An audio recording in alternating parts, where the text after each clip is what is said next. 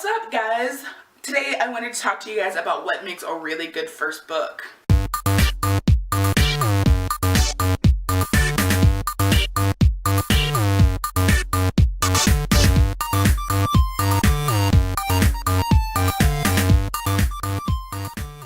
Now, more specifically, I'm talking about a first book in a series of books. I'm going to be referencing two different series, the first of which is A Court of Thorns and Roses, and the second is the Tiger's Curse series. With A Court of Thorns and Roses, I think this is a fantastic book, and it is a very good launch into a series of books.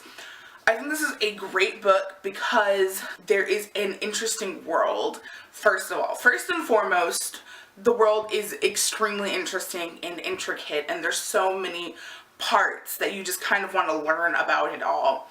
The second reason is the characters are so deep, and the ones that you might think are bad aren't necessarily bad. And the plot is amazing. I just love the story of this one.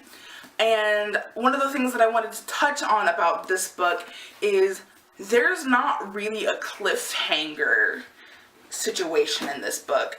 It wraps up pretty nicely. The story that Sarah J. Maas was trying to tell in the first book was told. However, there was just so much more in the world and for the characters that she decided to make a series, and I love that. I'm not the biggest fan of cliffhangers, so the fact that she could accomplish the draw to want to read more of her books without leaving us on a cliffhanger is phenomenal. Now, the second series I wanted to talk to you about is the Tiger's Curse series, and I also think that is a very good example of a first book leading into a series that is really good.